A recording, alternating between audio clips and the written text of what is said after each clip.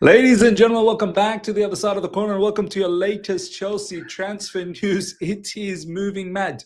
We're in the final week of the transfer window and it is going to pop off, absolutely pop off. There is so much news that is circulating around. Look, there is no way I can cover everything in one video, or else this is just going to be the longest video ever. So we're going to talk about the most important transfer news today, and then we're going to talk about all the other shenanigans that has taken place. Our boy Dastan Satpayev for Kairat Almaty, they've made it to the Champions League. Like, just few qualifications ago, maybe 3 qualifications ago, we were thinking, oh, it's going to be unbelievable if they reach the Champions League. They have. Sunderland, they're playing in the Carabao Cup, and Mark Gu has scored the equaliser there. They're in the penalties. I don't know exactly what's going on, whether Sunderland's out or not, but Gu has scored a lovely header. And CISO news as well, that has fallen, that has collapsed. But all of that is going to be in a separate video tomorrow early morning UK, because there's no way we can fit all of this, all of that, and all of this in this video. Now, before we get into the latest on today and everything about Chelsea, ladies and gentlemen, make sure you have watched earlier today, UK time, approximately about 10 a.m., where we did the latest, where we recorded, we were live for the latest all-you-can-eat Chelsea episode. Make sure you guys give that a watch. It was hilarious. It was a blockbuster episode once again, but at the same time, it was hilarious. Do make sure you give that a watch. And right at the end of the video, the link will be there anyway. So if you have missed out, make sure you stay tuned. Now, we're going to kick things off with this individual. As you guys can see in the picture, there's a picture of Fermin Lopez. Look, Orny, who makes us all nice and horny, has come out with this bomber about 6-7 hours ago. And BYS stating, breaking, Chelsea evaluating a possible move for Fermin Lopez. Now, this has come out of the blue. Didn't know we were linked with him. I know we've got a good relationship with Barcelona. Our owners tend to have, we've got good relationships with a lot of clubs, Barcelona being one of them. This player obviously doesn't get enough chances in Barcelona because of Barcelona's plethora of talented players. He's also another very, very talented player. Look, I don't get to watch Barcelona a lot, but I do tune in every now and then. I've seen him, and he is a very good technical player, robust, fast. He's got good, he's actually both-footed. He can score with his right, he can score with his left. He's an attacking midfielder. I feel like he's more central. Now, look, this is coming from me, who doesn't watch him on a regular basis, but I've had lots of people message me on DM, especially shout out to Ashraf once again. Love you, my brother. He's DM me saying he watches a lot of Barcelona, and he's linking Fermin Lopez to Cole Palmer-esque type of a player who can play in a creative manner through the middle, who can get into the box, crash the box, and score with his left, with his right. And he seems like a very good player, man. 22 years old, so it fits our, project philosophy. And if there's a right price that can be struck, maybe this can happen. And is this perhaps an alternative to Xavi Simons? Like, is Xavi Simons' deal quite potentially breaking down because Nkunku is not opting to go to Leipzig? We're going to talk about all of this, but ladies and gentlemen, let me know your thoughts about Fermin Lopez. I mean, he does seem like a very, very good player. And when you come from Barcelona, and their setup over there, it's not a joke. It's absolutely not a joke. Chelsea are assessing whether or not to move for Fermin Lopez, with deal possible at 43.2 million. Talks taking place on player side, as David Ornstein reported. This is coming from Ben Jacobs. The other reason is, we were talking about this in All You Can Eat Chelsea right at the end of the show, myself and Eunice. Look, Xavi Simons, obviously personal terms and everything is done and dusted, but the other factor that is a bit of an issue, and we've talked about this ages ago in multiple videos on this channel, is that the price. Leipzig are slapping something about 60 million euros price tag on Xavi Simons. Chelsea only want to pay about 50, which is more or less close to what Fermin Lopez's price is. 50 million euros is more or less about 43 million pounds or 45 million pounds, something like that. That could be a bit of a problem, because Xavi Simons is worth a lot more money, or is being demanded a lot more money by Leipzig. So Watch this space, ladies and gentlemen. It is a mad week of transfer window that's happening. I want to ask you guys the question in the comment section. Let me know how you feel about it. Fermin Lopez or Xavi Simons? Let me know. As I said, I don't watch Fermin Lopez on a day-to-day basis, but from what I've seen, he seems like a very, very talented player. And Xavi Simons as well seems like a very, very talented player as well. So comment below, who's your preference? When Ornstein's talking about the fact that we've inquired, yeah, you best believe that we have definitely inquired. Chelsea, so we've heard David Ornstein. Mr. Fabrizio Romano is absolutely saying the opposite of the whole Fermin Lopez news. Check this out. Chelsea like Fermin Lopez, but who doesn't like Fermin Lopez? Do you know what I mean? Everyone likes him. Chelsea, it's not a news. No bid, formal proposal, or anything club to club. Barca and Fermin haven't opened any doors as of now. Fabrizio Romano is going against what David Ornstein. Well, to be honest, David Ornstein just said that Chelsea have made inquiries, right? They're exploring. Fabrizio Romano has just gone ahead and jumped the gun and said, look, there's no club-to-club conversation. No, I don't think Ornstein's talked about that. Ornstein just said that Chelsea's got some interest. Barca and Fermin haven't opened any doors as of now. Chelsea are working on Xavi and Garnacho. These are the priorities coming from Fabrizio Romano. Fabrizio Romano, he wants the Garnacho deal. Don't disturb it, please. None of these Fermin Lopez and this, that, the other. It's Xavi Simons and Garnacho. Hopefully, look, I do also tend to think, look, this Fermin Lopez news just come out of nowhere, like RKO from Randy Orton. Is this sort of like a ploy to send a message to Leipzig that, hey, if you stall too long with Xavi Simons, then we do have other alternatives that we can look into. But then again, who is stalling? Is it Leipzig that's stalling? Is it Chelsea that's stalling with Xavi Simons? I feel like it's us, because we're looking to get rid of Nkunku. Furthermore, Fabrizio Romano goes on to say, we have to remember also that only 5 days ago, Fermin said to Barca fans that he wants to stay and to be calm. This wasn't 5 years ago, only 5 days ago. Flick also wants him to stay, no club-to-club contact as of today. Fabrizio Romano is not having none of this David Ornstein conversation. Fabrizio saying, you know what, Orny, you might make a lot of people horny. You're definitely not making me horny, that's for sure.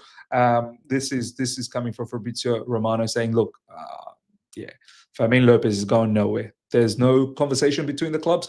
Fermin Lopez has said that he wants to stay at Barcelona. Flick wants him, and this is how it's going to be. We shall see. We shall see what goes down. Now, ladies and gentlemen, next up, if Nkunku does not move to Leipzig, it could prove detrimental to Simons joining Chelsea. This was very first news of the day, where Ornstein came out and said, look, I think Leipzig, they really want Nkunku. And now but I think the issue here is, I don't even think finances is probably is actually the problem, because Nkunku might take a pay cut and whatnot to make the deal happen. But I think the problem here is Leipzig doesn't want to pay the valuation that we've deemed for Nkunku. We want somewhere around 40 million, right? 40 million pounds.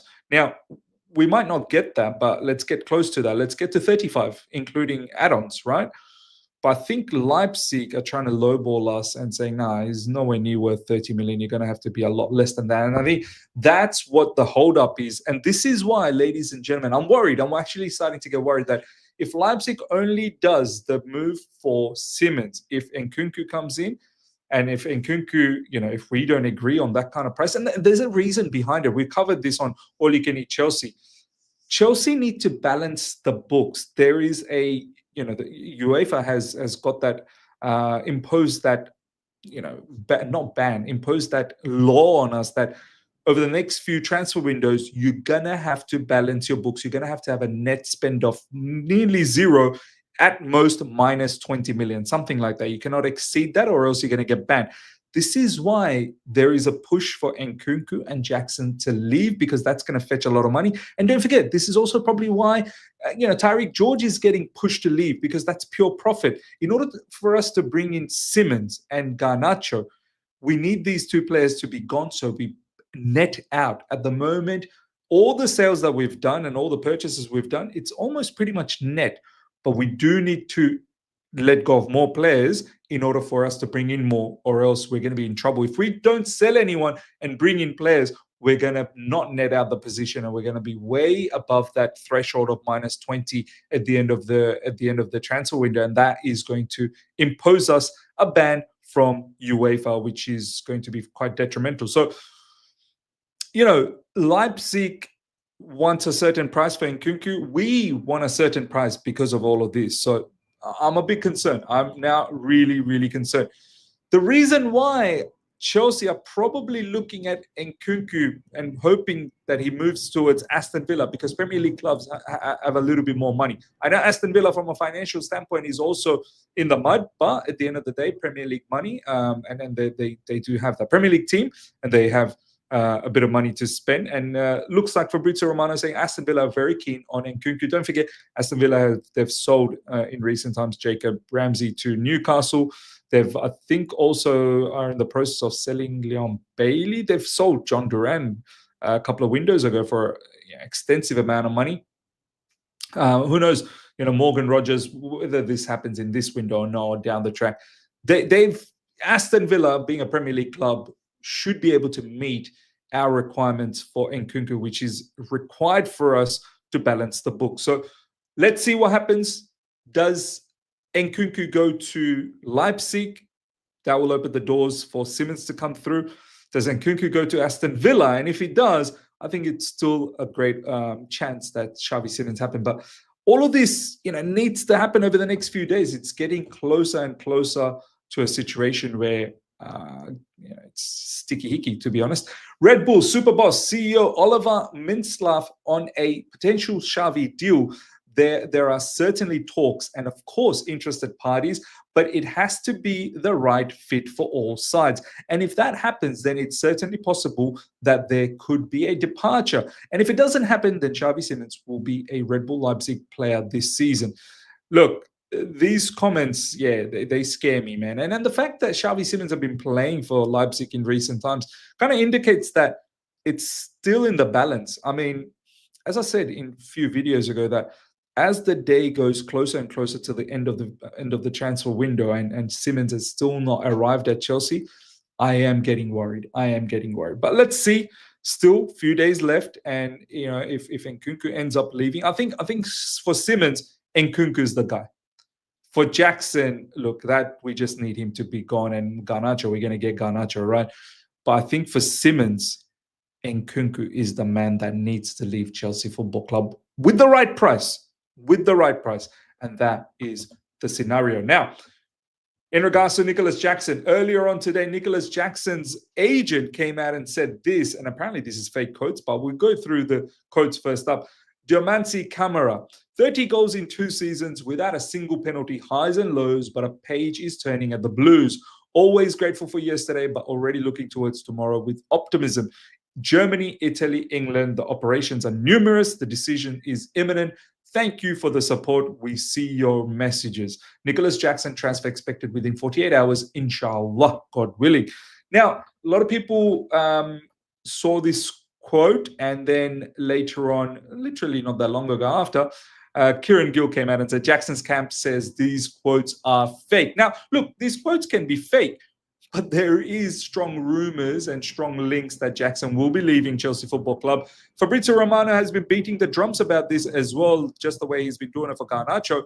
He's been saying that, look out for Nicholas Jackson over the next few days. He is going to be leaving. So you can come out and say these quotes are fake, but ultimately, I think Nicholas Jackson is very close to a move now.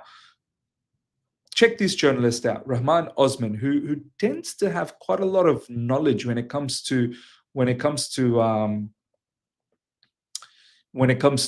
Nicholas Jackson's information. Agreement between Jackson and Bayern. Jackson's entourage is in London to help finalize the deal. So we've heard recently about Bayern Munich being interested for Jackson, and now it looks like, when Rahman Osman is saying this, I feel like this guy, he knows Nicholas Jackson quite well. So I tend to believe his information a little bit more when it comes to Nicholas Jackson.